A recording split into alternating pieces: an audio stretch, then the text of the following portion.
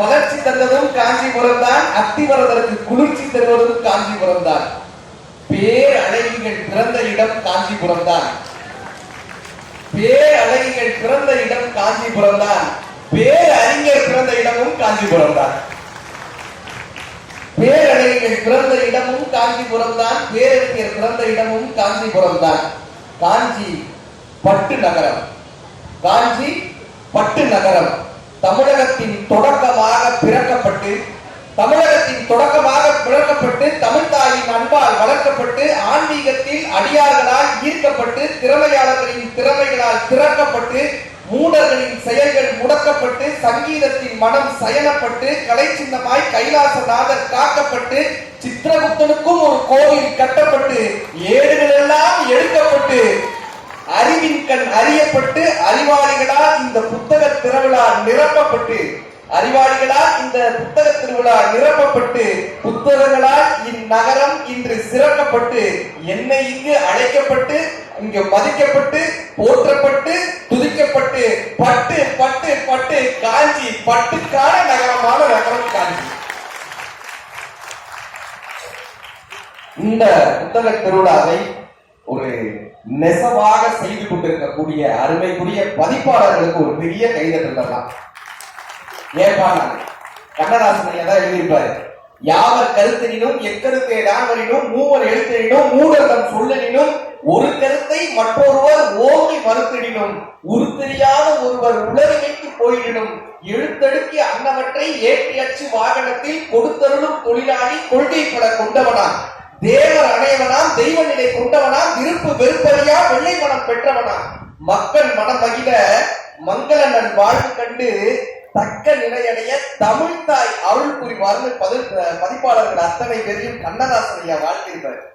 அப்படியாக அத்தனை பப்ளிஷர்ஸ் அத்தனை பேருக்கும் தமிழக அரசிற்கும் பப்பாசி நிறுவனத்திற்கும் மாவட்ட ஆட்சித்தலைவர் அவர்களுக்கும் முன்னால் அமர்ந்திருக்கக்கூடிய மாவட்ட ஆட்சி வருவாய்த்துறையை சேர்ந்த அத்தனை பேருக்கும் ஒரு பெரிய கைத்தட்டலோடு இந்த நேரத்தில் ஆமா இப்ப எதுக்காகப்பா நல்ல விஷயங்களை கேட்கணும்னா நல்ல விஷயங்களை ஏன் கேட்கணும்? இப்படியான ஒரு புத்தக திருவிழாவில் ஒவ்வொரு பேச்சாளர்களையும் ஏப்ப அழைத்து பேச வைக்கிறாங்க. வளம்புரி ஜான் அவர்கள் ஒரு கருத்து சொன்னார். ஒரு பாட்டி இந்த கையை ஆடிட்டே இருந்துச்சு. ஒரு பாட்டி நம்ம பயில இருக்காங்க தெரியுமா? நீங்க இப்ப காஞ்சிபுரத்தை பத்தி சொன்ன உடனே கை தட்டினீங்கல்ல, கரெக்டா? நான்லாம் என்ன பண்ணுவேன்னா இந்த நிகழ்ச்சியில இல்லைன்னா வீட்டுல சார் கரெக்டா சார் வீட்டுல என் பையன் உட்காந்துருப்பானா சும்மா எதையாவது ஒரு பேசுவாங்க கிட்ட. எங்க ஊர் மதுரை, அவன்கிட்ட சொன்னேன். அவன் மெட்ராஸ்ல பிறந்தது. என் பையன் சொன்னேன், மதுரை எப்படிப்பட்ட ஊர்? இப்ப காஞ்சிபுரத்தை பாராட்டோம்ல, எங்க ஊரை பெருமையை சொல்றதுக்கு எனக்கு ஒருத்தர் வேணும்ல. என் பையன் சொன்னேன், மதுரை எப்படிப்பட்ட ஊர் தெரியுமாடா? பாண்டிய குதிரை குளம்படியும் தூள் பறக்கும் இளைஞர் சிலம்படியும் அது தோண்டிய புலவர் சொல்லடியும் இளம் தோகை மாதத வெள்ளடியும் மயங்கி ஒழுங்கி மாதவரை மாலையிலே வந்தினை பூமதுரை மண்ணை திருட வந்தவனை பொண்ணை திருட வந்தவனை ஊர் பொசுக்கி போக வந்தவனை தாயாய் மாற்றும் தூய் மதுரை அவர்கள் சேயாய் வணங்கும் தாய் மதுரை. அவன் பார்த்தேன் மதுரை நல்ல ஊர், அவ்வளவுதானே. ஏன் இழுக்கிற? சாட்டா முடிப்பான். இந்த 2K கிட்ஸ் கிட்ட இலக்கியத்தை கொண்டு போய் சேர்த்து விட முடியும் என்கிற ஒரு பெரிய நம்பிக்கையோட ஜென் ஜி தலைமுறை கரெக்டாடா நான் அப்பயே குறைச்சு பார்க்கிறேன். வந்ததுல இருந்து இது வரைக்கும் 10 பாட்டை ஒப்பிச்சுட்டாங்க அப்படின்னு. அப்படி அழகாக அடுத்த தலைமுறையும் அழைத்து கொண்டு வந்து ஏன்பா இந்த நல்ல விஷயங்களை கேட்கணும்னா ஒரு பாட்டி இப்படியே கையாச்சுட்டே இருந்தாங்க. பேர போனா பாட்டி என்ன பண்ற? ஊசியில நூல் கோக்குறா பாட்டி. ஊசியில நூல் கோக்கு அமைஞ்சு அவருக்கு 1 மணி நேரம் ஆனாலும் கோக்க மாட்டேன் பாட்டி. ஏன்டா? ஊசி கீழே விழுந்து 1/2 மணி நேரம் ஆச்சு, நூல் கீழே விழுந்து 1 மணி நேரம் ஆச்சு, நீ வெறுமையில வாராட்டிட்டு இருக்க பாட்டி. அப்ப அந்த பாட்டி சொன்னாங்க, தங்கம் ஊசியின் காது வழியை நூல் நுழைந்தால் அது சட்டையில் உள்ள கிழிசல்களை தேய்க்கிறது. மனிதனின் காது வழியை நல்ல நூல்கள் நுழையும் போது அது இதயத்தில் உள்ள கிழிசல்களை தேய்க்கிறதுன்னு அந்த பாட்டி கற்றுக்கிட்டு போனாங்க. ஆமா, இப்ப நம்ம என்ன பண்ணிடுறோம்? நல்ல விஷயம் வரும்போது அங்க ஒருத்தர் கட்டிட்டாருன்னா அங்க போயிடுறோம். கரெக்டா? இந்த கவன சிதறல்களை தடுப்பதற்காகத்தான் புத்தக திருவிழா. இந்த மாதிரி ஏதாவது ஒரு விஷயத்துல நம்ம முக்கியமான ஒரு விஷயத்தை பத்தி பேசும்போது பிக் பாஸ் வந்துருக்கு, நம்ம அப்படியே அங்கு போயிடுறோம் இல்ல. அதெல்லாம் தவிர்ப்பதற்காகத்தான் ஒரு மனிதனுடைய அருமையான ஒரு தலைப்பு எனக்கு கொடுத்தாங்க. புத்தனின் அகம் புத்தகம் அப்படின்னு. இது இந்த தலைப்பு உடனே நம்ம எப்படி அணுகிடக்கூடாதுன்னா எதுகை மோனையா வருது, அதனால இது அப்படி கொடுத்துட்டாங்கன்னு அர்த்தம் கிடையாது. ஒவ்வொரு புத்தகமும் ஒரு புத்தகம். அரச மரம் மட்டும்தான் போதி மரம், அரச மரம் மட்டும்தான் போதி மரம். நீங்கள் புத்தனாக இருந்தால் எல்லா மரமும் போதி மரம். உங்கள் கைகளில் ஒரு புத்தகம் இருந்தால், நம்ம கையில ஒரு புத்தகம் இருந்துச்சுன்னு வச்சுக்கோங்களேன், எந்த மரம் நீங்க உட்காந்து அந்த புத்தகத்தை படிக்காதீங்க, நமக்குள்ள ஒரு ஞானம் வரும். சார், புத்தர் மரண படுக்கையில இருக்காரு, நாய்க்குடை காளான சாப்பிடுறாரு, விஷக்காளான சாப்பிடுறாரு, மரண தருவாயில இருக்காரு. பக்கத்துல இருந்த சீடர் ஆனந்தர்னு, புத்தரினுடைய பிரதான சீடர் ஆனந்தர், அழுத அப்படி அழுத. புத்தர் கேட்கிறாரு, ஆனந்தா, என்னோடு 30 வருடம் பயணித்தாயே ஆனந்தா, புத்தனுக்கு மரணம் இல்லை என்பது உனக்கு தெரிய வேண்டாமா? படித்தவனுக்கு மரணம் இல்லை என்று தெரிய வேண்டாமா? ஞானம் அடைந்தவனுக்கு மரணம் இல்லை என்றது தெரிய வேண்டாமா? என்னோட 30 வருடம் இருந்தே ஆனந்தா, நான் இறக்க போகிறேன்னு நினைச்சு அழுவையான். ஆனந்தர் சொன்னாரு, சாமி, உனக்காக நான் அழுவல, உனக்காக நான் அழுவல, எனக்காக நான் அழுகிறேன், எனக்காக நான் அழுகிறேன். இப்ப புத்தருக்கு வியப்பா இருந்தது, இதுக்கு உனக்காக அழுகிறேன்னு கேட்டாரு. இல்ல, நான் உங்களோடு இத்தனை வருடம் இருந்தவரையே எனக்கு ஞானம் கை கூடல, எனக்கு ஞானம் இன்னும் கை கூடல, உங்களையும் நான் இழந்த பின்பு எனக்கு எப்படி ஞானம் கிடைக்கும்னு நினைத்தேன், அதனால் எனக்கு அழுகை வந்ததுன்னு ஆனந்தர் அலற. அப்ப புத்தர் சொன்ன மிக முக்கியமான ஒரு வார்த்தை, வரலாற்றில் இருக்கக்கூடிய மிக முக்கியமான வார்த்தை, புத்தர் சொன்ன வார்த்தை, உனக்கு உனக்கு நீயே ஒளியாவாய்னார். அப்போ தீபோ பவ, நமக்கு நாம் தான் ஒளியாக முடியும். நமக்கு யாரும் நம்மளுடைய வாழ்க்கையில கை பிடிச்சுதான் தூக்கி விடலாம் மாட்டாங்க. நம்மை நாம் தான் செதுக்கிக் கொள்ள வேண்டும். நமக்கு நாம் தான் ஒளியாக இருக்க முடியும். உடம்பு சரியில்லைன்னா கூட டாக்டர்ஸ் என்ன தெரியுமா சொல்றாங்க, எப்பா நீ நல்லா இருங்க, உன் உடம்பு சரியாயிடும், உனக்கு நீயே உன்னை பத்தி சொல்லிக்கிட்டே வாங்க. என் உடம்பு தேறிடுச்சு, எனக்கு ஒண்ணும் இல்லை சொல்லி பாருங்க, உடம்பு குணமாயிடும்னு டாக்டர் சொல்றாங்க. இந்த ஆஸ்பத்திரியில ஆறுதல் சொல்றதுக்கு சொந்தக்காரர் வருவான் பாத்துட்டீங்களா? இந்த ஆரஞ்சு பழத்திலேயே அழுகின ஆரஞ்சா 3 எடுத்துப்பான், வாழைப்பழத்துல கருகி போய் இன்னைக்கோ நாளைக்கோ இருக்கிறத 2 எடுத்து, ஹார்லிக்ஸ் டப்பா, எக்ஸ்பயர் ஆன ஹார்லிக்ஸ் டப்பா ஒண்ணு வாங்கிட்டு ஒரு கவர்ல போட்டு ஆஸ்பத்திரிக்கு வருவான் ஆறுதல் சொல்றதுக்கு. நம்ம ஆளு உட்காந்து, வயிற்ற வலியா? எங்க பெரிய பாதிப்புடா வயிற்ற வலி வந்துச்சு, நெஞ்சு வலி வந்துச்சு 2 நாள்ல, டாக்டர் கேன்சர்ட்டாங்களே. இவர் பயந்துட்டாரு, கேன்சர்லாம் இல்லைங்க டாக்டர், அதெல்லாம் சொல்லல, டாக்டருக்கு என்ன தெரியும், இது கேன்சருங்க. இப்ப வயிற்று வலி வரும், அப்புறம் கேன்சர் வரும், அப்புறம் போய் சேர்த்துருவாங்க அப்படின்ட்டான். போய் சேர்த்துன்னு சொல்லிட்டு இவன் சொன்ன ஹார்லிக்ஸ் சேர்த்து இவனே 2 வாய் போட்டு கிளம்பி வந்துருவாங்க.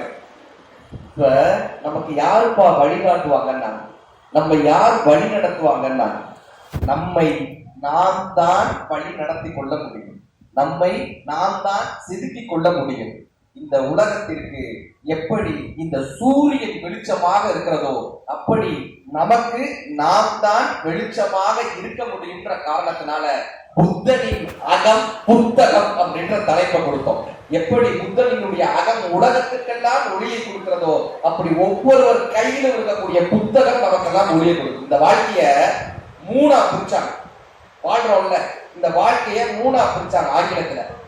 லிவிங், சர்வைவிங், எக்ஸிஸ்டிங், 3ஆ பிரிச்சாங்க ஆங்கிலத்துல. லிவிங்னா என்னன்னா வாழ்தல் அர்த்தம், சர்வைவிங்னா என்னன்னா பிழைத்தல் அர்த்தம், எக்ஸிஸ்டிங் என்ன இருத்தல் அர்த்தம். இப்ப யாரையாவது இன்னைக்கு போய் கேளுங்க, எப்பா எப்படிப்பா இருக்க, என்ன சொல்லுவாங்க, ஏதோ இருக்கேங்க. இன்னும் சில இருக்கா, உங்க புண்ணியத்துல இருக்கேங்க, நமக்கு இருக்கிறதே 4-5 புண்ணியம், அது நீ இருக்கிற நாயகா பண்றது, ஏதோ இருக்கேங்க சலிச்சுக்குவாங்க. ஏதோ இருக்கு, யாராவது ஒருத்தராவது நல்ல சந்தோஷமா வாழ்றேங்க, எனக்கு எந்த குறையும் இல்லைங்க, மகிழ்ச்சியா இருக்கேங்க, கஷ்டம் இருந்தாலும் கூட இந்த வார்த்தையை பயன்படுத்திப்பாங்க. நல்ல சந்தோஷமா வாழ்றேங்கன்ற வார்த்தையை நீங்க பயன்படுத்திப்பாங்க. நல்ல சந்தோஷமா இருக்கேங்க, வாழ்க்கை மகிழ்ச்சியா. நம்ம என்னப்பா பண்றோம், நம்ம என்னப்பா பண்றோம், தெரிஞ்சோ தெரியாமலோ நம்மை பற்றி நாமளே சோகமா சொல்லிப்போம், ஏதோ இருக்கேங்க. இப்ப இருக்கிறதுக்கும் இந்த வாழ்தலுக்கும் என்ன வித்தியாசம் தெரியுமா? எங்க இருப்பாங்க, ஜெயில இருக்கேன்னு சொல்லுவோம், கரெக்டா? யாராவது வேலூர் சிறைச்சாலையில் 15 வருடமாக வாழ்ந்து கொண்டிருக்கிறேன் சொல்லி கேட்டிருக்கீங்களா? சொல்ல மாட்டோம். அப்ப வீட்டுல வாழணும், ஜெயில இருப்பாங்க. இந்த இருத்தலுக்கும் வாழ்தலுக்கும் என்னப்பா வித்தியாசம்? இந்த ஜெயிலுக்கும் வீட்டுக்கும் என்ன வித்தியாசம்? ஜெயிலுக்கு வீட்டுக்கு என்ன வித்தியாசம்? சின்ன வித்தியாசம். தாழ்பால், தாழ்பால் உள்ளே இருந்தா அது வீடு, தாழ்பால் வெளியே இருந்தால் அது சிறைச்சாலை. நம்மை நாமே கட்டுப்படுத்திக் கொண்டோம் என்றால் நாம் வீட்டில் வாழ்ந்து கொண்டிருக்கிறோம். we are living. நம்மை நாமே கட்டுப்படுத்திக் கொண்டால் நாம் வாழ்கிறோம். நாம் பிறரால் கட்டுப்படுத்தப்பட்டோமேயானால் நாம் இருந்து கொண்டிருக்கிறோம் அர்த்தம். நம் வாழ்க்கையை வாழக்கூடிய யுக்தியை, நமக்குள் இருக்கக்கூடிய உள் ஒளியை கொடுக்கக்கூடிய யுக்தியை புத்தகங்களால் மட்டுமே தர முடியும் என்ற காரணத்தினால் புத்தகம் புத்தனின் அகமாக இருக்கிறது. புத்தனின் அகம். புத்தனை பத்தி பேசிட்டு இருக்கேன், அங்கே அவனுக்கு ஒருத்தர் கையாட்டிட்டு இருக்காங்க. பின்னாடி பெரிய அரசியல் தலைவர் வருவாங்க. தம்பி எவன் பேசினா நமக்கு என்ன, அவனுக்கு தேவை வெள்ளி அம்மா. கரெக்டா? சந்தோஷம் அது இல்லையா? அவனுடைய சோகம் வேற. அண்ணே கொண்டு வந்து இங்க உட்கார வச்சுட்டாங்க, நீ வேற கண்ணதாசன்ற புத்தர்ன்ற. ஆனாலும் பரவாயில்லையா, கேட்கிறாங்க, கை தட்டலாம் அவனுக்காக. கேட்கிறாங்க தலைமுறை ஏதோ 10 வாரத்துல ஒரு வாரத்தை போய் சேர்ந்துடாதா சார்? ஒரு உள் ஒளி ஏப்பா வேணும்னா, எப்பா இந்த ஃபேன் அமர்த்திருங்க நல்லா இருப்பீங்க. பரவாயில்ல, ஏன்னா இந்த பேப்பர் பறந்துச்சுன்னா சின்ன வயசுல இருந்து பிட்டு அடிச்சு பழக்கம். அவங்க சொல்றாங்க இந்த கைதட்டெல்லாம் ஏன் தெரியுமா வருது? என் இனம பாட்டீங்கன்றது தானே இந்த கைதட்டல் வருது. ஆமாவா? ஒருத்தர் பரீட்சையில உட்காந்து எழுதிட்டே இருக்கான், பிட்டு அடிச்சிருக்கான். சூப்பர்வைசர் வந்திருக்காரு, என்னடா இது அப்படின்னு. நீங்க யாரு அப்படின்னு கேட்டான். மேற்பார்வையாளர். மேற்பார்வையாளர்னா மேல பாரு, ஏன் பாக்குற? கைதட்டி சிரிக்கிறாங்க. புத்தனை பத்தி பேசுற போல சிரிக்கிறேன். ஆனா பரவாயில்ல, அப்படியாவது ஒரு சிரிச்சு குடிக்கிற சபையெல்லாம் பாக்குறது சந்தோஷம் சார். ஏன்னா இப்படி சிரிக்கிற சபைகள்லாம் நாங்க பேசி ரொம்ப நாள் ஆச்சு. சன் டிவில இந்த நாள் இனியனான்னு ஒரு ஷூட் நடக்கும். கிரீன் மேட் ஸ்டுடியோன்னு ஒன்று பாத்துட்டீங்களா? அங்கதான் நடக்கும் ஷூட், கிரீன் மேட் ஸ்டுடியோல. அந்த பச்சை கலர்ல ஒரு ஸ்கிரீன் போட்டுருவாங்க.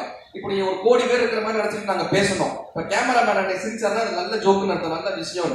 அவர் முறைச்சு பார்த்தாருன்னா பேச்சு நல்லா இல்லைன்னு அர்த்தம். நான் சிலப்பதிகாரம் மணிமேகலைன்னு ப்ரிப்பேர் பண்ணிட்டு போய் அடிக்கிறேன் 1 மணி நேரம். அவர் முறைச்சு பாக்குறாரு.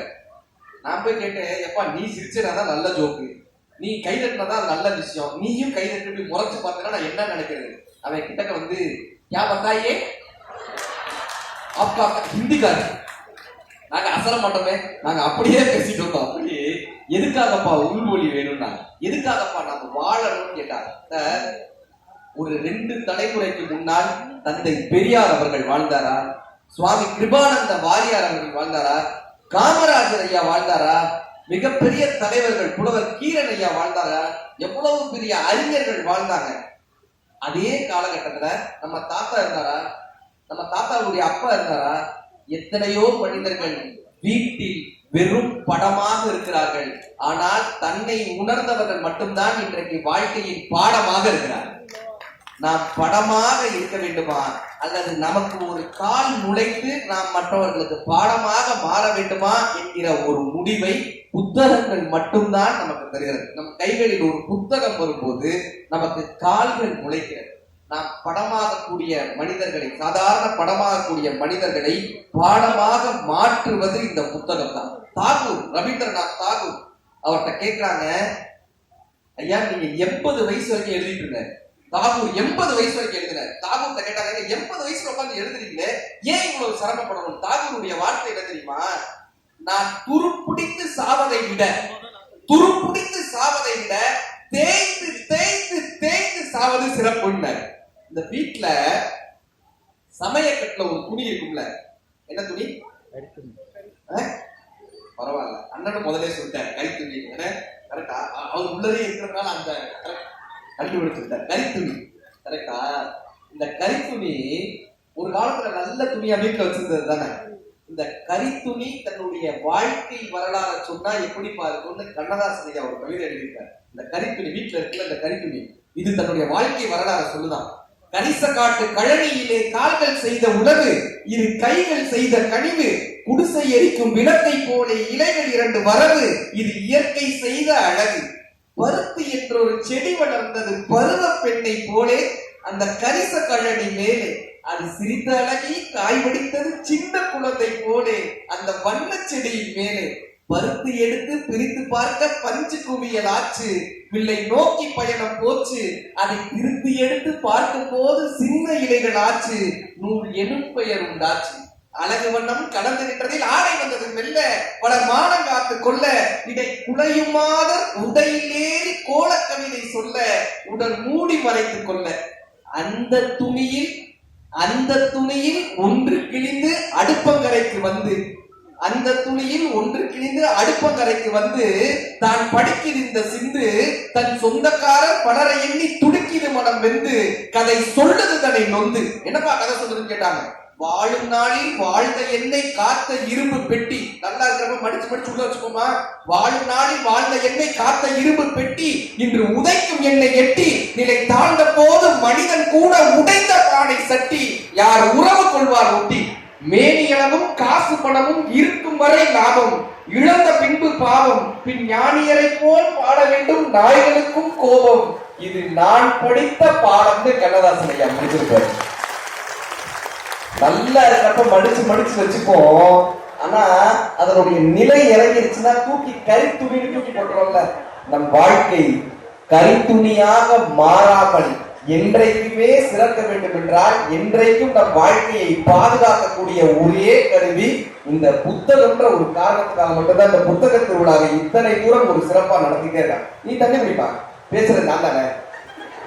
அது பிளாஸ்டிக்ல வெந்நீர் எடுத்துட்டு வந்து இந்த மைக் இவ்வளவு எக்கோ அடிச்சு இவ்வளவு பெருசா கத்தி சண்டத்து ஒரு கவிதையை சொல்லி அந்த கவிதையை கேட்டு உனக்கு தாகம் வந்துருக்கு பாத்தியா, இன்னும் 2 வாய் குடிச்சுக்க. இப்படி தண்ணி குடிக்கிறவங்களை பார்த்து எனக்கு தாகம் தீர்ந்து கவிதை தாகத்துல வந்திருக்கு நினைச்சேன். ஜூஸோட வந்திருக்கு. நீ பரவாயில்ல. இந்த அவதார் படத்துல ஒரு டிராகன் இருக்கும்ல, பாத்துருக்கீங்களா அந்த படம்? அவதார் படம் ஒரு டிராகன் இருக்கும். அவங்க முடி பார்த்தா இவ்வளவு பெருசு இருக்குங்க. நம்ம ஊர் பிள்ளைகளுக்கு அவ்வளவு ஆச்சரியம். எப்படா ஆம்பளை பிள்ளைகளுக்கு முறைப்படி அவரு வளர்ந்துருக்கா? நீங்க தான் அவதார் இல்லையா காட்சி வளர்த்தீங்க. அவங்க பக்கத்துல இருக்கிற பிள்ளைய கூப்பிட்டுக்காரு. பரவாயில்ல. இந்த அவதார் படத்துல ஒரு இந்த இது இருக்கும்ல, முடி இருக்கும்ல, அந்த முடியை எடுத்துட்டு போய் என்ன பண்ணுவாங்க, ஒரு பெரிய வீரனை செலக்ட் பண்ணணும்னா அந்த வீரன் ஒரு மலை மேல ஏறி அவனுக்கான ஒரு டிராகனை தேர்ந்தெடுக்கணும். இந்த காட்சி பார்த்துட்டீங்களா? அப்ப இந்த முடியை எடுத்துட்டு போய் அந்த டிராகனோட சேர்த்து சைலுன்னு ஒண்ணு பண்ணுவாங்க. சைலு அப்படி பண்ணிட்டாக்க 2 அட்டாச் ஆயிடும். அந்த மிருகத்தை இவன் பழக்கப்படுத்திட்டானா இவன் தாப்பா சிறந்த வீரன்னு. இந்த சைலு என்னப்பா அர்த்தம்னா, ஒரு பெரிய வீரன் என்பவன் தனக்கான டிராகனை தேர்ந்தெடுக்கணும்னு அவதார் படம் கத்து கொடுத்துச்சா, அதே போல் ஒரு சிறந்த மனிதன் என்பவன், சிறந்த வாசிப்பாளன் என்பவன், சிறந்த அறிவாளன் என்பவன் தன்னுடைய புத்தகம் என்ன, தன்னுடைய எழுத்தாளன் என்ன என்று கண்டுபிடித்து அந்த புத்தகத்தோடு ஒரு சைலு, அந்த புத்தகத்தோடு ஒரு பாண்டி, அந்த எழுத்தாளனோடு ஒரு பாண்டி, தனக்கான எழுத்தாளன் யார் என்று ஒருவன் கண்டுகொண்டால் அவன் மிகப்பெரிய வீரனாக வர முடியும் என்பதை இந்த புத்தக திருவிழா உங்களை ஒரு அவதாரமாக பெற்றெடுக்க வேண்டும் என்கிற ஒரு பெரிய வேட்கையோடு அமைக்கப்படும். இப்படி தண்ணி குடிச்சுக்கலாம், தப்பு இல்லை. ஒரு மலையோட சேர்ந்து ஒரு மலையோட 10 நாள் பழகி நாம் மலையா மாறிட முடியாது. ஒரு தண்ணீரோட ஒரு நதியோட 10 நாள் நம்ம இயங்கி போய் தண்ணீரா மாற முடியாது. கரெக்டா? ஒரு பறவையோட நம்ம ஒரு 10 நாள் பறந்து பறவையா மாறிட முடியுமா? முடியாது. ஒரு கல்லோட மண்ணோட ஒரு 10 நாள் பழகி நம்ம மண்ணா மாற முடியாது. ஆனா நீங்க ஒரு புத்தகத்தோட பழகி பாருங்க, ஒரு 10 நாள் ஒரு புத்தகத்தோட இருக்கு பாருங்க, புத்தகமாவே மாறிடுவோங்க. புத்தகமாகவே மாறிடும். அந்த புத்தகம் நம்ம அப்படியே மாற்றும். பொன்னியின் செல்வன் படித்த அத்தனை பேருக்கு தெரியும், சோழ நாட்டுக்கே போயிட்டு வந்திருப்பாங்க. வந்தியத்தேவன் மாதிரி தனக்கு ஒரு கணவன் வரமாட்டானா என்று ஏங்கிய தாய்மார்கள் எத்தனையோ பேர் இருந்தாங்க. கரெக்டா மேடம்? ஆமான்னு தலையாட்டாங்க. அம்மா எல்லார் கடமையும் வந்தியத்தேவன் குதிரையில தான் வந்துட்டு போயிருக்காரு. அப்படியா? ஆனா வந்தத்தேவன் வேற மாதிரி இருக்காரு. நாங்க அவரையே வந்தியத்தேவனாக ஏற்றுக்கொண்டோம், அவ்வளவுதான். அப்படி ஒவ்வொரு புத்தகமும் என்னப்பா, எதுக்காக இந்த புத்தகம் தெரியுமா? எதுக்காக இந்த புத்தக வாசிப்புனா, ஒரு காலத்துல ஒருத்தருடைய போக்கஸிங் லெவல், ஒரு விஷயம் இப்படி பேசுறோம்ல, போக்கஸிங் லெவல் 40 நிமிஷம் இருந்துச்சு. ஒரு விஷயத்த கவனமா கேட்க முடியும் 40 நிமிஷம். அதனாலதான் ஸ்கூல்ல எல்லாம் பீரியட் எத்தனை நிமிஷம் வச்சிருந்தாங்க? 40 நிமிஷம் வச்சிருந்தாங்க. காலையில ஸ்கூல் பெல் அடிக்கிறப்ப இந்த பையனுக்கு முகத்தை பார்க்கணுமே, இவனுக்கு ஒரு சாவு வர மாட்டேங்குது. காலங்காத்தால அடிச்சுக்கிறாங்க, அப்படியே வருவாங்க. சாயந்தரம் ஸ்கூல் பெல் அடிக்கட்டும், அப்படியே தூக்கி போட்டு போவோம். ஏன்டான்னா காலையில ஸ்கூலுக்கு வரும்போது ஒழுக்கமா வரானா அவனுக்கு ஒரு லட்சியம் இருந்துச்சு, ஸ்கூலுக்கு வரணும்ன்ற. சாயந்தரம் அந்த எதுவுமே கிடையாது, தூக்கி போட்டு வீட்டுக்கு எப்ப வேணாலும் போலாம்.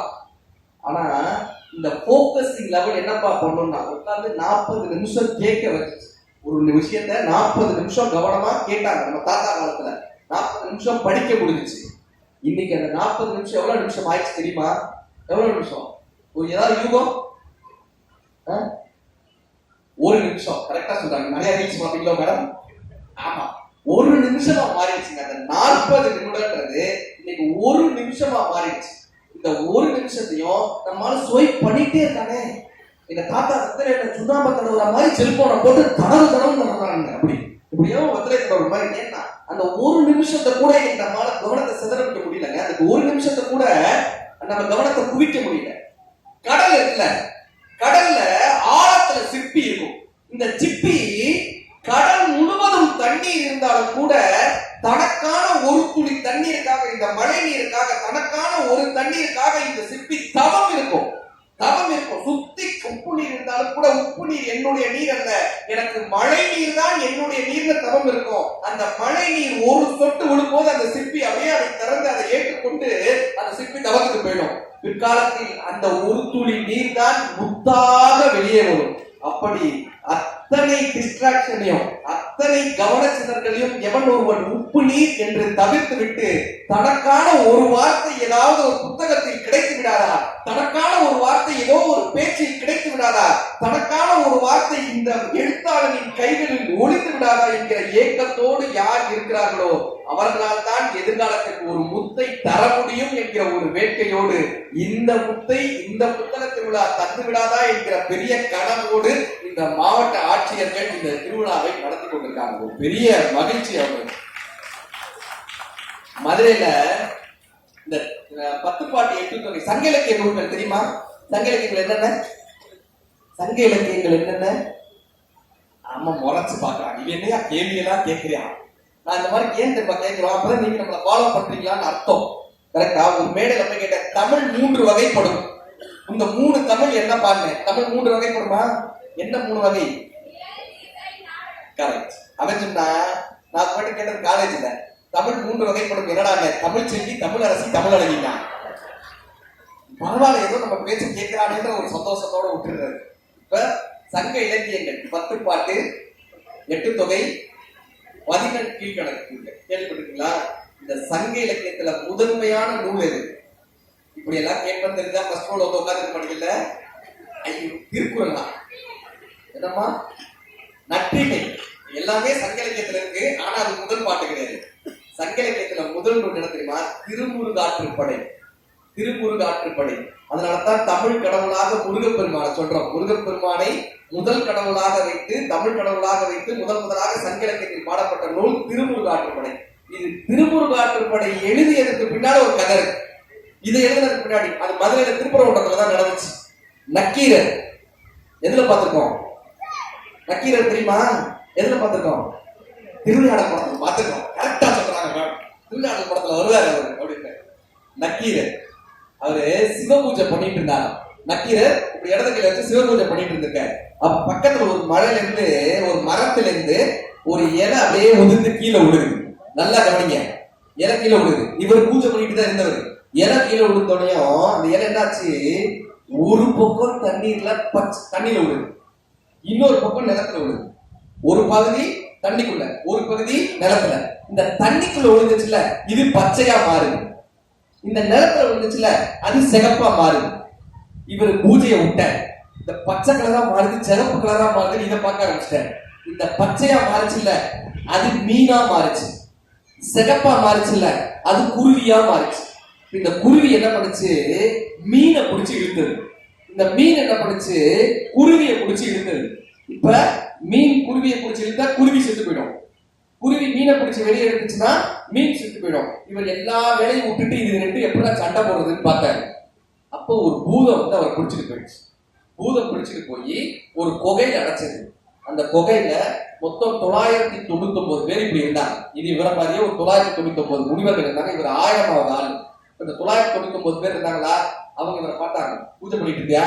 ஆமா. ஒரு இலை விழுந்திருக்குமே? ஆமா. பச்சையா மாறிச்சா? ஆமா. குருவி மீன் எழுந்துச்சா? ஆமா. மீன் குருவி எழுந்துச்சா? ஆமா. பூதம் வந்துச்சா? ஆமா. வெல்கம் டு த கொகை. Welcome to the கொகை.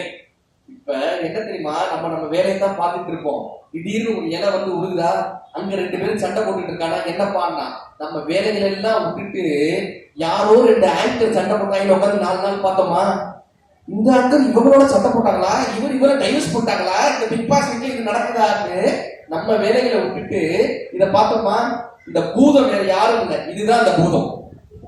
இந்த பூதம் என்ன பண்ணுது, இப்படி கவன சிந்தனைகளை நம்மளுடைய வேலையை விட்டுட்டு யாரு டைவர்ஸ் பண்ணாங்க, பிக் பாஸ் வீட்டுல யாரோட சண்டை போடுறாங்க, எந்த ஆங்கரோட சண்டை போட்டுட்டு இருந்துச்சு, எங்கேயோ ஏதோ நடக்குது, நம்ம கவனச்சிதறல் நடக்குதா. இந்த கவனச்சிதறல் நடக்கும் போது என்னப்பா ஆகுதுன்னா, இந்த பூதம் அப்படியே பிடிச்சிட்டு வந்து, இந்த சமூக வலைதளம்ன்ற பூதம் அப்படியே பிடிச்சி ஒரு குகை நடக்குதா. இதுதான் அந்த குகை. இந்த செல்போன்ற கொழுக்கட்டை தான், இந்த டிவின்ற ஊடகம் தான் அந்த குகையாக உங்களை கொண்டு போய் அங்க அடக்கிடுது. இப்ப திருமுருகாற்றுப்படையில நக்கீரர் என்ன தெரியுமா பண்றாரு, இப்ப இந்த குகையில அடைக்கப்பட்டோடனே 1000 பேர் அடைக்கப்பட்டாங்க. அங்கதான் அவர் திருமுருகாற்றுப்படை எழுதுறாரு. திருமுருகாற்றுப்படை எழுத உடனே வேல் வந்து அந்த 1000 பேரையும் காப்பாற்றியதுன்றது வரலாறு. வேல்ன்றது என்ன தெரியுமா, அறிவுன்னு அர்த்தம். வேல் கூர்மையா இருக்குமா, அகலமா இருக்குமா, ஆழமா இருக்குமா? அறிவு கூர்மையாக, அகலமாக, ஆழமாக எவன் ஒருவனுக்கு அறிவு இருக்கிறதோ அவன் எந்த குகையில் சிக்கிக் கொண்டாலும் அவனால் மீண்டு வர முடியும் என்பதை தமிழ் நூலான திருமுருகாற்றுப்படை நமக்கு காட்டுகிறது. நம்ம வேலையை விட்டுட்டு கவன சிதறலுக்கு போனோம்னா பூதம் பிடிச்சிட்டு போய் குகையில அடைச்சிருப்பா.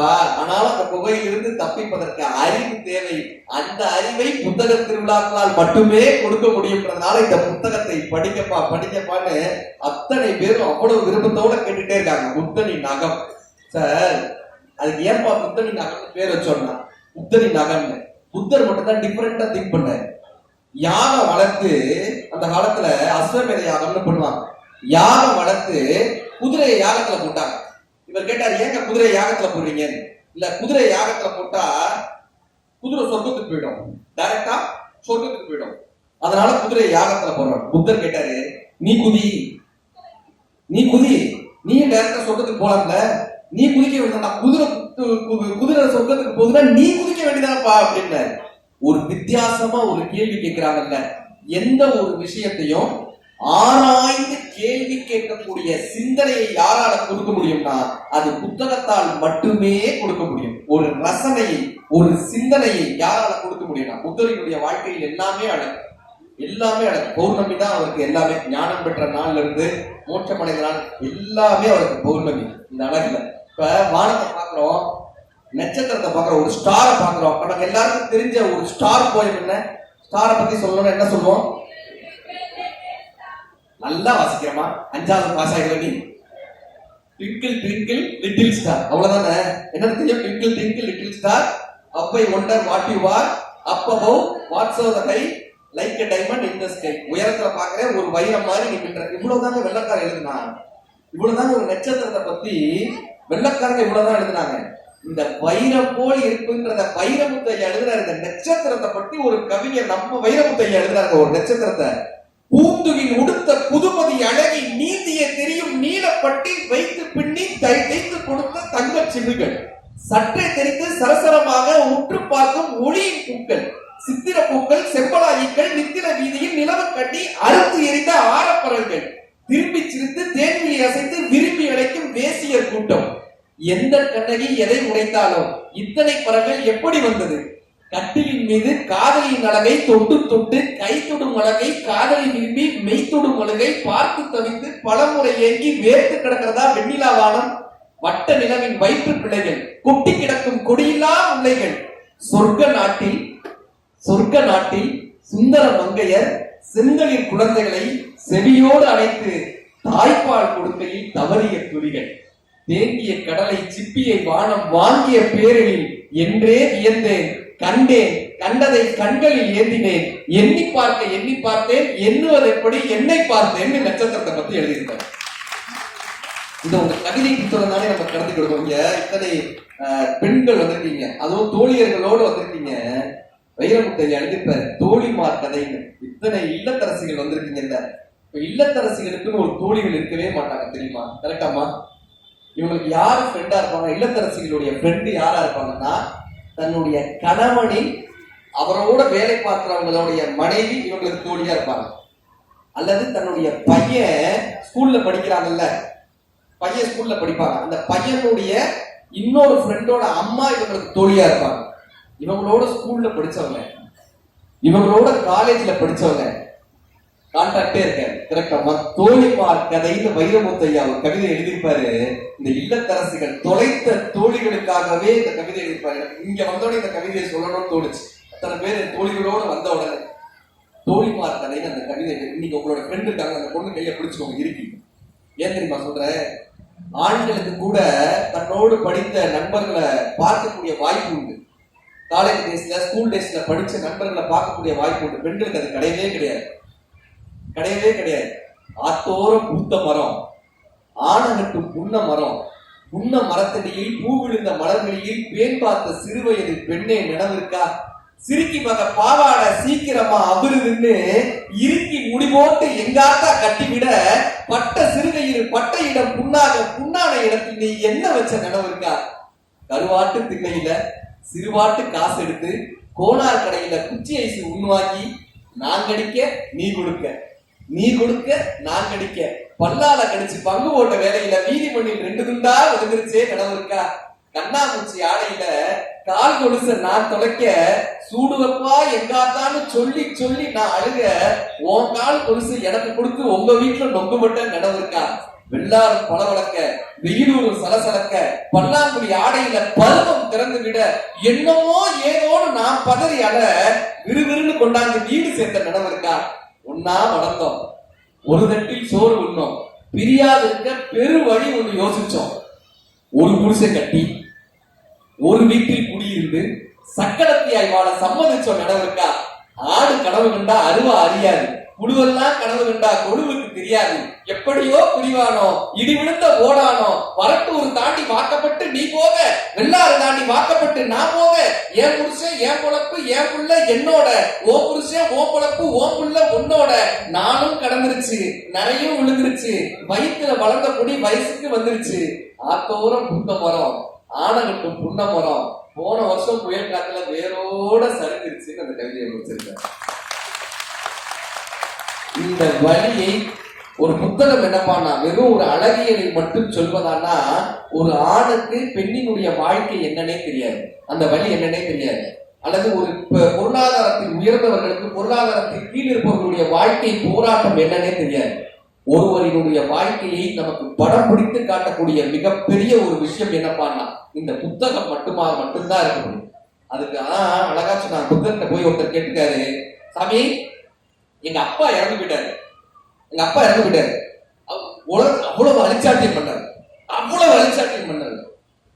எங்க இதுல நிறைய சம்பிரதாயம் சொன்னாங்க, நான் எல்லாம் பண்ணிட்டேன், ஆனாலும் அவர் சொர்க்கத்துக்கு போவாரான்னு எனக்கு தெரியல. நீங்க நிறைய பூஜை எல்லாம் சொல்றீங்கன்றாங்க. அவருக்கு என்ன நடந்தா என்ன? நீங்க போய் பாருங்க நல்லா.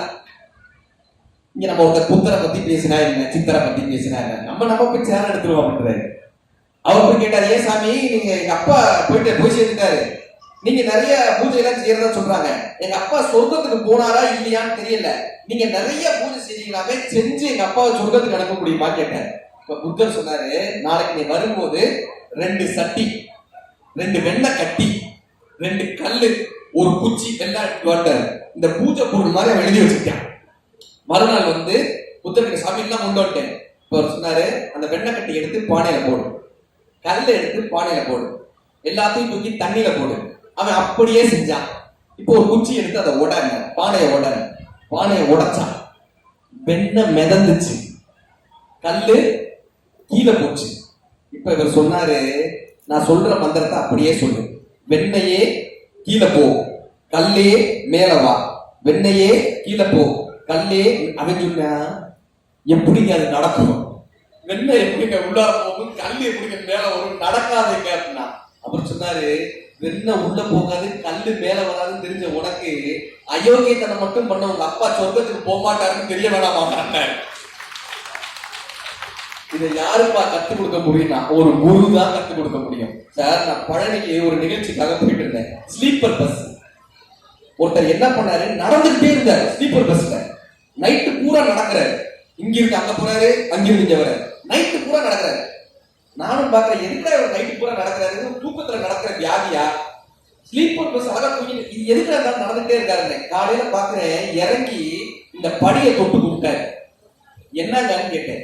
படியை தொட்டு கொடுத்தாரு. என்னங்கன்னு கேட்டேன். முருகா. என்னங்க? இல்ல, நான் ஒரு வேண்டுதல் வச்சிருந்தேன். அந்த வேண்டுதல் நிறைவேறிடுச்சுன்னா பழனிக்கு நடந்து வரேன்னு வேண்டிக்கிட்டேன். எது பஸ்ல நடந்திருக்க நம்ம கை தட்டுறோம்ல. ஆனா நம்ம வீட்டுல அதான் பண்ணிட்டு இருக்கோம் தெரியுமா? எத்தனை பேர் வீட்டுல பிளாஸ்டிக்ல மாவளையை கட்டுறோம்? என்ன கோலம் போடுறதுக்கு எதுக்கு பால் வச்சாங்க? நம்ம முன்னோர்கள் கோலம்னு ஒண்ணு போட்டாங்களா? எதுக்கு போட்டாங்க? எறும்புகள் வரணும்னு கரெக்டா சொல்றாரு. இன்னைக்கு ஸ்டிக்கரை ஒட்டிடுறாங்க, எவரும் வரக்கூடாதுன்னு. இந்த கோலத்துல கூட நம்ம மாட்டு என்ன தெரியுமா பண்ணாங்க? சிகப்பு போட்டு வெள்ளையில ஒரு கோடு போட்டாங்க. அந்த சிகப்பு கலர்ல ஒரு கோடு போடுறாங்க, அது பேர் தர்ம வழின்னு பேரு. எறும்புகள் உள்ள வந்து நம்ம காலில் மிதிப்பற்ற கூடாதுன்னு எறும்புக்கும் தனியாக ஒரு வழி விட்டார். தமிழர்களுடைய பாரம்பரியம் இருந்துச்சு. நம்ம என்ன தெரியுமா பண்றோம்? எதுக்காக எதை செய்யறோன்னே தெரியாம காலையில எதிர்த்து ஒரு பாட்டுல வீட்டுல மங்களகரமான ஒரு விஷயம் பாடினா அவன் காலையில ஒரு பிரபஞ்ச சக்தி கிடைக்கும். இப்படி தண்ணி கிடைக்கும். நல்ல விஷயங்கள் பேசினா எப்படியாவது ஒரு அண்ணன் வந்து நல்ல உதவியா கடவுளா வருவாரு அப்படின்னா நமக்கு தெரியும். காலையில எதிர்த்து ஏன் தெரியுமா சாமி பாட்டை பாட சொன்னாங்க? ஒரு பைபிள் வாசிங்கப்பா, குர்ஆனை வாசிங்கப்பா, நல்ல விஷயங்களை காலையில எதிர்த்து வாசிங்கப்பா நமக்கு சொன்னா என்ன அர்த்தம்? நமக்கு நல்ல விஷயம் நடக்கும். நம்ம என்ன பண்றோம்? 8 மணிக்கு எதிர்த்து யூடியூப்ல பாட்டு போட்டுக்கிறோம். நம்ம பண்ணா நாம புண்ணியம் கிடைக்கும். நான் யூடியூப் படிச்சுன்னா யூடியூபுக்கு பேமெண்ட் கிடைக்கும். அதை போட்டு இருக்கிறோம். எப்படி பண்ண அந்த ஸ்லீப்பர் பஸ்ல நடக்கிற கதை தான். அதனாலதான் கண்ணதாசன் எழுதுறாரு. யாருப்பா இறைவன் கேட்டாங்க. யார் இறைவன்? பூஜ்ஜியத்துக்குள்ளே ராஜ்யத்தை ஆண்டு கொண்டு புரியாமல் இருப்பான் ஒருவன். அதை புரிந்து கொண்டால் அவன் தான் இறைவன். தென்னையில நீருக்குள்ளே தேக்கி வைக்கும் ஓட்டுக்குள்ளே தேங்காயை போல் இருப்பான் ஒருவன். அதை தெரிந்து கொண்டால் அவன் தான் இறைவன். வானவெளி பட்டினத்தில் வட்டமதி சக்கிரத்தில் ஞானரதம் ஓட்டி வரும் ஒருவன். அதை நாடி சென்றால் அவன் தான் இறைவன். முற்றும் கசந்து நின்று பட்டணத்து வந்தவருக்கு சுற்றமன நின்றிருப்பான் ஒருவன். அதை தொடர்ந்து சென்றால் அவன் தான் இறைவன். பஞ்சு கொடும் பாடு கொடும் நெஞ்சு கொடும் பாடலித்து அஞ்சுதலை நீக்கி வைப்பான் ஒருவன். அவன் ஆறுதலை தந்துவிடும் இறைவன். கல்லுக்குள்ளே தேவையிட்டு கருவுக்குள்ளே பிள்ளை என்று உள்ளிருந்து ஊட்டி வைப்பான் ஒருவன். அதை உண்டு கழித்தவருக்கு அவன் தான் இறைவன்.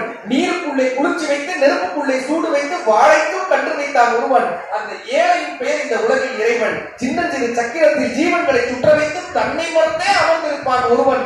அவன் தடம் தெரிந்தால் அவன் தான் இறைவன். தான் பெரிய வீரன் என்று தலை நிமிர்ந்து வாழ்ந்தவரை நாள் குறித்து அழைத்து செல்வான் ஒருவன். இந்த நாடகத்தை ஆட்டி வைக்கும் இறைவன் கண்ணதாசன் இருக்கிறார். ஒரு அழகியலை நம்ம வாழ்க்கையில செய்யக்கூடிய சின்ன சின்ன தவறுகளை திருத்தக்கூடிய மிகப்பெரிய ஒரு குரு யாருப்பான்னா, ஒரு பெரிய குரு யாருப்பான்னா புத்தகம் தான். சார், புத்தரை பத்தி கூட சொன்னோம்ல. புத்தர் தோத்த இடம் ஒன்று தெரியுமா? புத்தர் தோல்வி அடைந்த இடம். பின்னாடி அவர் ஞானம் பெற்ற பின்னாடி தன்னுடைய மனைவியை பார்க்க போற யசோதரா, அவங்க மனைவியினுடைய பேர் யசோதரா. தன்னுடைய மனைவியை பார்க்க போற அந்த யசோதரா கேட்கிறாங்க, ஏப்பா நீ பாட்டு நடு ராத்திரி என்ன தனியா விட்டுட்டு ராகுலன்ற நம்ம பையனை விட்டுட்டு இந்த பெரிய ராஜ்யத்தை விட்டுட்டு அரசவையை விட்டுட்டு வயதான உன்னுடைய அப்பாவை விட்டுட்டு எல்லாரையும் விட்டுட்டு நீ பாட்டு கிளம்பி போயிட்டியே. கணவன் இல்லாத ஒரு பெண்ணினுடைய நிலைமை என்ன தெரியுமா? ஒரு ராஜ்யத்தில் கணவன் இல்லாமல் இருக்கக்கூடிய பெண் நடுச்சாலையில் துண்டாக இருக்கக்கூடிய மாமிசம் போல அத்தனை பறவைகளும் கொத்துவதற்காக காத்து கொண்டே இருந்தாங்க. நீ அப்படியே விட்டுட்டு போயிட்டியப்பா, ஏன் வீட்டில் இருந்தா உனக்கு ஞானம் கிடைக்காதான்னு கேட்டாங்க. புத்தர் தன்னுடைய தோல்வியை ஒத்துக்கொண்ட இடம் அதுதான். எனக்கு வீட்டில் இருந்திருந்தாலும் ஞானம் கிடைத்திருக்கும், எனக்கு அப்போது அது தெரியவில்லை. இன்றைக்கு வீட்டை அத்தனை போராட்டங்களோடு வளர்த்து கொண்டிருக்கக்கூடிய ஒவ்வொரு தாய்மார்களும், அத்தனை சிக்கல்களையும் தாண்டி கொண்டிருக்கக்கூடிய ஒவ்வொரு இல்லத்தரசிகளும், அத்தனை குழந்தைகளையும் அடுத்த தலைமுறையை வளர்த்து கொண்டிருக்கக்கூடிய குடும்ப தலைவிகளும் 1000 புத்தர்களுக்கு சமம். 1000 சமம். பாரதிய கொண்டாடுறோமே, செல்லம்மா பாரதி பட்ட வேதனை நமக்கு தெரியுமா? செல்லம்மா பாரதி சொல்றாங்க, இவர் சமாளிக்கவே முடியாது பாரதிய. அவரு ஒரு மிருக காட்சி சாலைக்கு போயிருக்காரு. சிங்கத்தை கூண்டுல அடைச்சு வச்சிருக்காங்க. நம்மால என்ன பண்ணிருக்காரு, கைய உள்ள விட்டு சிங்கத்தை பிடிச்சு இழுத்து, அதோட வாழை பிடிச்சு இழுத்து, நீ காட்டுக்கு ராஜா நான் பாட்டுக்கு ராஜா வா, 2 பேரும் கை கொடுத்து போட்டிருக்காரு. செல்லம்மா பாரதி எழுதுறாங்க, நான் அப்பொழுது இறைவனிடம் வேண்டிக் கொண்டேன், அந்த சிங்கத்திற்காவது நல்ல புத்தியை கொடு இறைவான்னு நான் இறைவனிடம் வேண்டிக் கொண்டேன். நான் பாரதிய கொண்டாடுறோம் சார். அந்த செல்லம்மா பாரதி பட்ட வேதனை யாருக்கு தெரியும்? மகாத்மா காந்தி இருந்தார், கொள்கைக்காக நாட்டுக்காக இருந்தார். ஆனால் மகாத்மா காந்தியினுடைய மனைவியாக இருந்த கஸ்தூரிபாய் அம்மையாரினுடைய வேதனை யாருக்கு தெரியும்? அவர்கள் இழந்த வாழ்க்கை யாருக்கு தெரியும்? இல்லத்தரசிகள் அத்தனை பேரும் நினைப்பானா, இந்த வெளியே வரக்கூடிய தோசையை மட்டும் தான் நம்ம பார்க்கிறோம். இந்த தோசை கல்லு ஒன்று தெரியுமா? அத்தனை சூட்டையில் தாங்கி கொண்டிருக்கக்கூடிய தியாகிகளாக இன்றைய இல்லத்தரசிகள் இருக்காங்க. இதை நாமுத்துக்குமார் எழுதிப்பார், தூர்னு ஒரு கவிதை. இந்த வழியை இந்த கவிதைகளால மட்டும்தான் கடத்த முடியும். தூர்னு ஒரு கவிதை. வேப்பம்பூ மிதக்கும் எங்கள் வீட்டு கிணற்றில், வேப்பம்பூ மிதக்கும் எங்கள் வீட்டு கிணற்றில் வருடத்திற்கு ஒரு முறை தூர்வாரும் உற்சவம் நடக்கும்.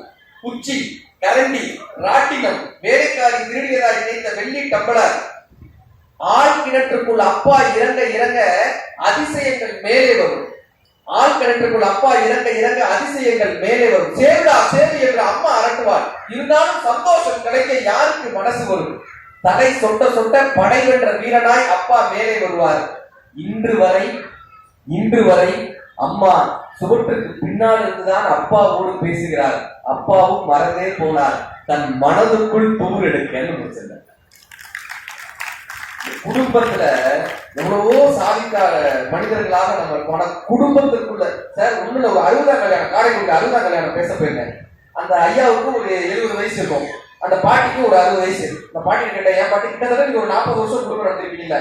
ஆமா, உங்க குடும்ப வாழ்க்கையை பத்தி சொல்லுங்களேன்னு. அது இப்படியே பார்த்துட்டு கூட்டு போயிடுச்சு. அந்த 40 வருஷம் குடும்ப வாழ்க்கை இருக்கு, 40 வருஷம் வாழ்க்கை இருக்கு. இந்த வாழ்த்துறை சொல்றவங்க எல்லாம் சொல்லுவாங்க, ராமரும் சீதையும் போல் வாழ்க, கோவலனும் கண்ணையும் போல் வாழ்க, வள்ளுவரும் வாசியும். அவையும் என்ன சட்டம் வச்சு நமக்கு தெரியாது. ஆனா யாராவது ஒருத்தராவது என்னையும் என் மனைவியும் போல் வாழ்க்கை வாழ்க்கைக்காரங்களா? சத்தியமா கிடையாது.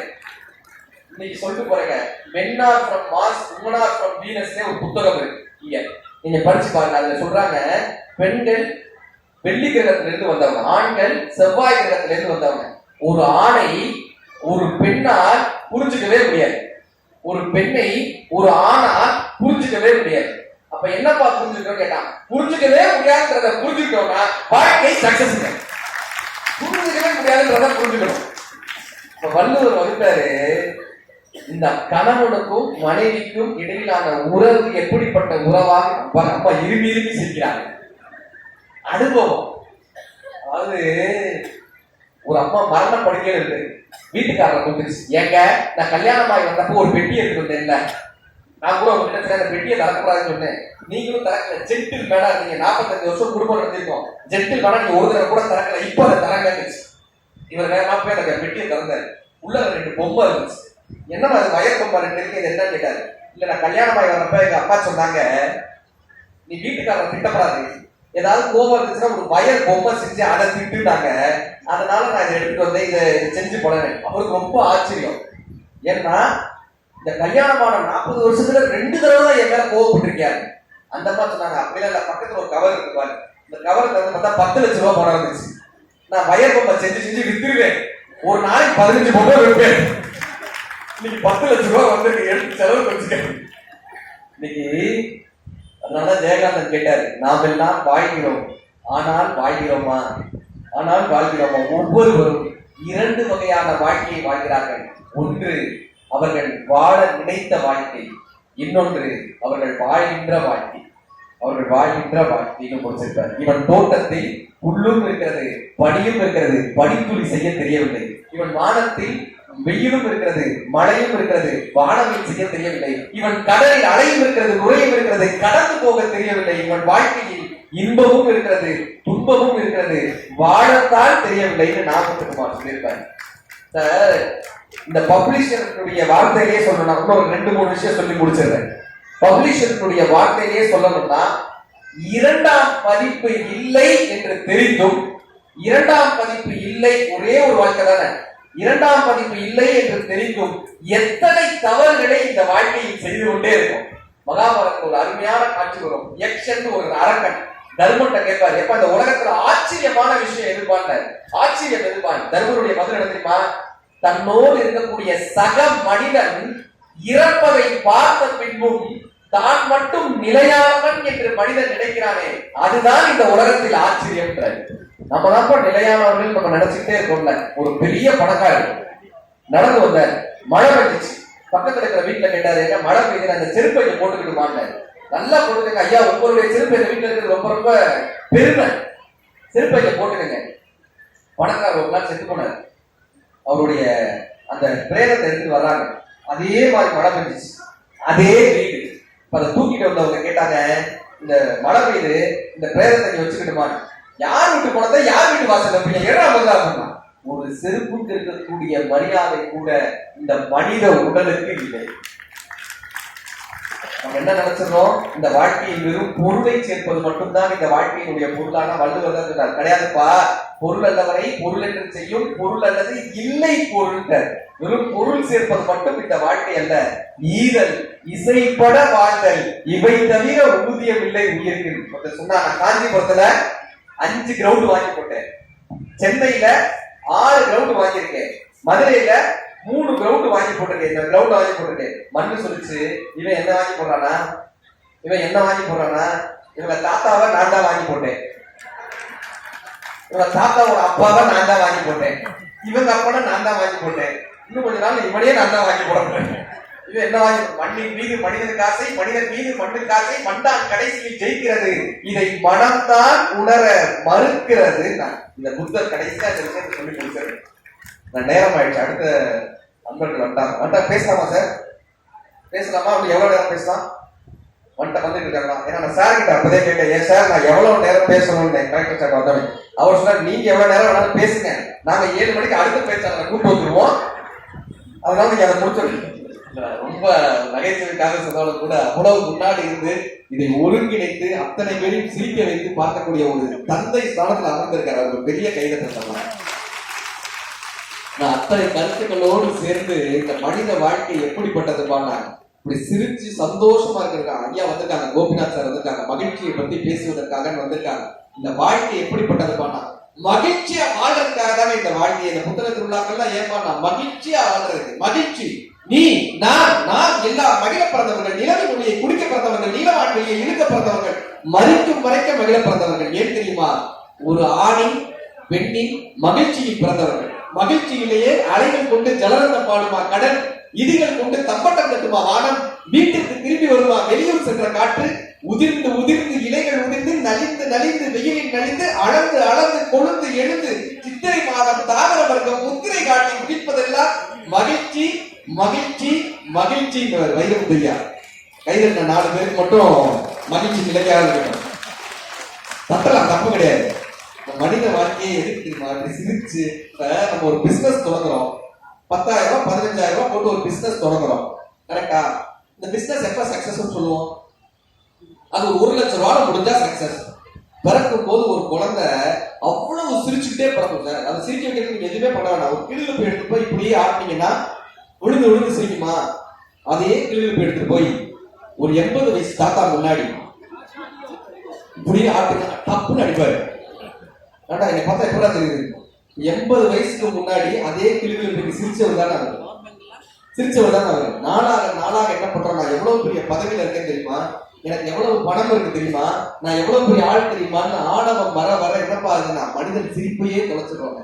வாழ்க்கையை சிரிப்போடு தொடங்கி துக்கத்தோட முடிச்சோம்னா நம்ம வாழ்க்கைன்ற வியாபாரம் நஷ்டமான வியாபாரம் ஆயிடுமே. உலகத்திலேயே இந்த மனித வாழ்க்கை எப்படிப்பட்டதுதான். புத்தர் கிட்ட போய் ஒரு அம்மா சொல்றாங்க, கடைசி இந்த கதையோட புத்தர் கதையை முடிச்சிருவோம். ஒரு அம்மா போய் கேட்டாங்க, ஐயா என்னுடைய மகன் இறந்துட்டான், அவனை உங்களால பிழைக்க வச்சு கொடுக்க முடியுமா, மீண்டும் உயிர் வர வைக்க முடியுமான்னு.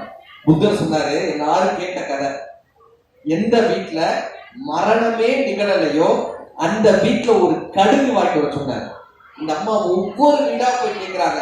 எல்லார் வீட்லயும் ஏதோ ஒரு கஷ்டமும், எல்லார் வீட்லயும் ஒரு துக்கமும், எல்லார் வீட்லயும் ஒரு இழப்பும், எல்லோரு வீடுகளிலும் ஒரு மரணமும் நிகழ்ந்துட்டே தான் இருந்தது. நமக்கு ஒரு திரிவு கிடைச்சது. நம்ம வீட்டுல மட்டும் கஷ்டம் இல்ல, நம்ம வீட்டுல மட்டும் துக்கம் அல்ல, நம்ம வீட்டுல மட்டும் மரணம் அல்ல, எல்லாருடைய வீடுகளிலும் இது நடக்கத்தான் செய்கிறது அந்த துக்கத்தை அவர்கள் ஏற்றுக்கொள்ளும் போது அவர்கள் மனம் பக்குவம் அடைகிறது.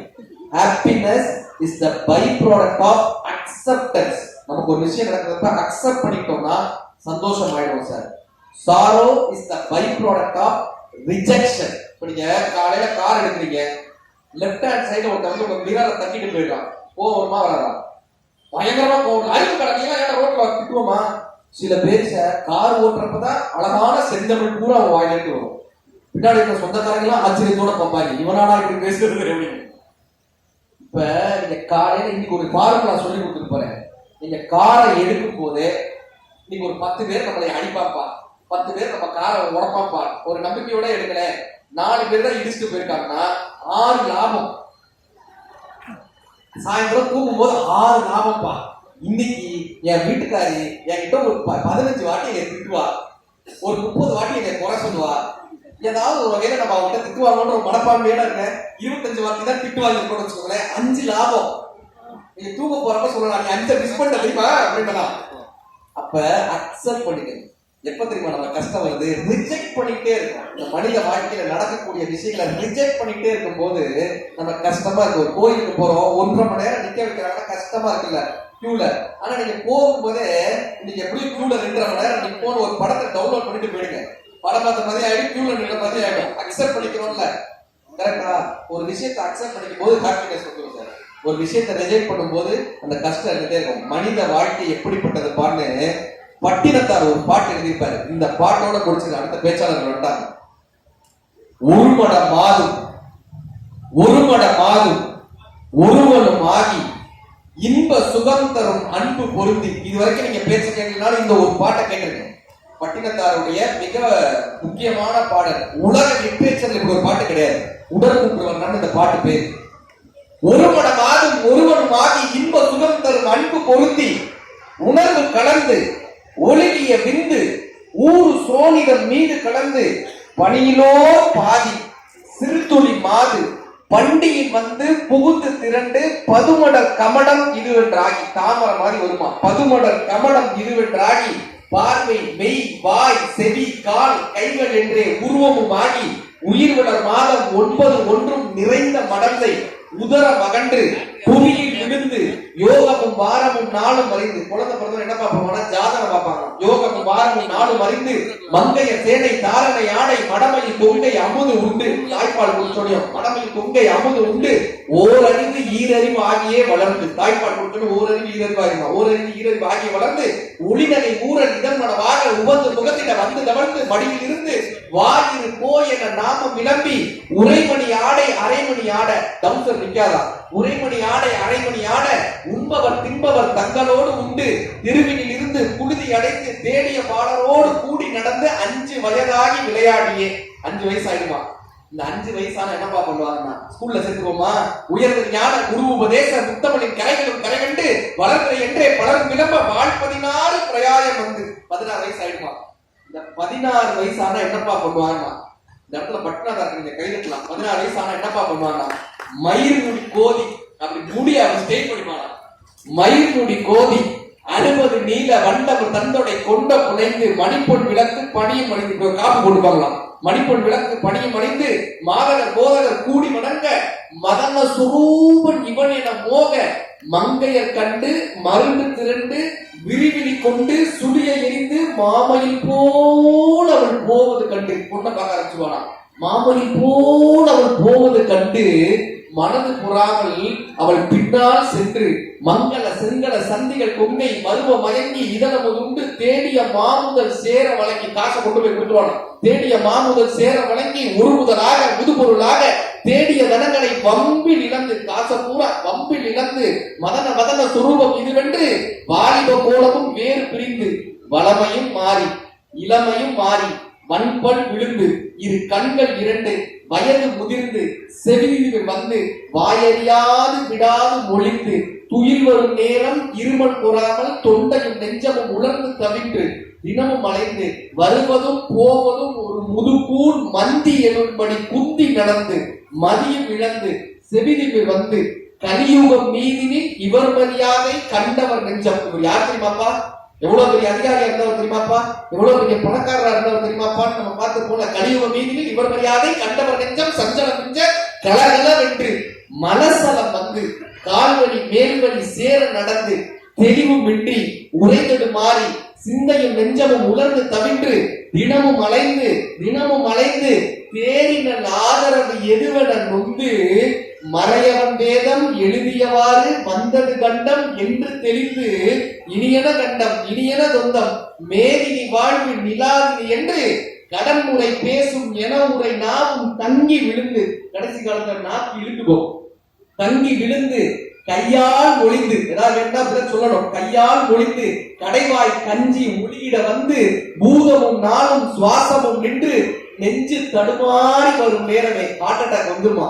நெஞ்சு தடுமா. அப்ப யாருப்பா வருவாங்கன்னா நெஞ்சு தடுமாறி வரும் நேரமே உச்சனையும் சிறு குஞ்சமும் மிஞ்ச மதமும் இரண்ட வடிவம் இழந்த மாமலை போல எவன் தூதர்கள் வந்து வளைகூடு வீசி உயிர்கூடு போக மைந்தன் வந்து குனிந்து நொந்து மடியில் இருந்து மனைவி புலம்ப மாயினரே இவர் காலம் என்று பழையனர் காணும் என்பர் அறிவிலார் பஞ்சு பறந்தது என்பர் பந்தர் இடுமென வந்து பறையிடை முந்தி பிடம் வேக விசாரியும் என்று ஏவும் சிலர் பணித்து குஞ்சக கலபம் அடைந்து பாவமே செய்து நாரும் இந்த உடலை வரிசை இடாமல் எடுமென ஓடி மைந்தர் வந்து குனிந்து சுமந்து கடுகி நடந்து சுடலை அடைந்து மானிட வாழ்வு இதுவென நொந்து விரைடை மூடி அனல் கொடு போக வெந்து விழுந்து தணிந்து நாணங்கள் உருகி எலும்புகள் கருகி ஒரு பிடி நீரும் இல்லாத உடம்பை நம்பும் அடியேனை இனி வாழ்த்து மேலும் பட்டினத்தார் இருக்கிறார்.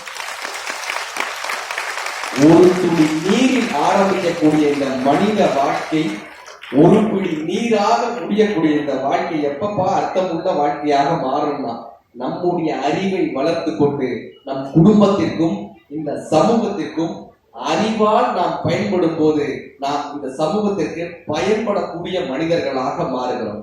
இந்த படிக்க தவறிய புத்தகம், நாம் படிக்க தவறிய புத்தகம் அப்பா, படிக்க விரும்பும் புத்தகம் அம்மா, படிக்க புரியாத புத்தகம் மனைவி, படிக்க புரியாத புத்தகம் மனைவி, கைதட்டல் கூட பலமா இருக்கு அந்த பக்கம். படிக்க தவறிய புத்தகம் அப்பா, படிக்க விரும்பும் புத்தகம் அம்மா, படிக்க முடியாத புத்தகம் மனைவி, படித்தால் பிடித்து போகும் புத்தகம் குழந்தை, தொலைக்கக்கூடாத புத்தகம் வாழ்க்கை. தொலைக்கக்கூடாத புத்தகம் இந்த அர்த்தமற்ற வாழ்க்கையை அர்த்தமுள்ள வாழ்க்கையாக புத்தகங்களால் மட்டுமே உருவாக்க முடியும். அப்படியான இந்த புத்தக திருவிழா இன்னும் பல ஆண்டுகளாக இந்த காஞ்சிபுரம் மண்ணை ஒரு கலை பூமியாக ஒரு அறிவு பூமியாக இந்த புத்தக திருவிழா மாற்றிக்கொண்டே வர வேண்டும். இந்த புத்தக திருவிழாவின் மூலமாக இந்த காஞ்சி மக்கள் மிகப்பெரிய பயன் அடைய வேண்டும் என்று எல்லாம் வல்ல இறைவனை வேண்டி இந்த அருமையான புத்தக திருவிழாவை நடத்துவதற்கு மிகப்பெரிய காரணமாக இருந்த பப்பாசி நிறுவனத்திற்கும் என்னுடைய அன்புக்குரிய ஐயா முருகன் ஐயா அவர்களுக்கும் சொக்கலிங்கம் ஐயா அவர்களுக்கும் இந்த நல்ல நேரத்தில் உங்களுடைய கைதட்டலின் மூலமாக நன்றி பாராட்டி இத்தனை நேரம் அமர்ந்து கேட்ட மாவட்ட ஆட்சித்தலைவர் அவர்களுக்கும் இங்கு அமர்ந்திருக்கக்கூடிய அத்தனை பெரியவர்களுக்கும் அத்தனை அன்பர்களுக்கும் மனமார்ந்த நன்றிகளையும் பாராட்டுகளையும் சொல்லி உங்களிடமிருந்து விடைபெறுவது மதுரை ராமகிருஷ்ணன். நன்றி நன்றி நன்றி. ஏன் கடைசியா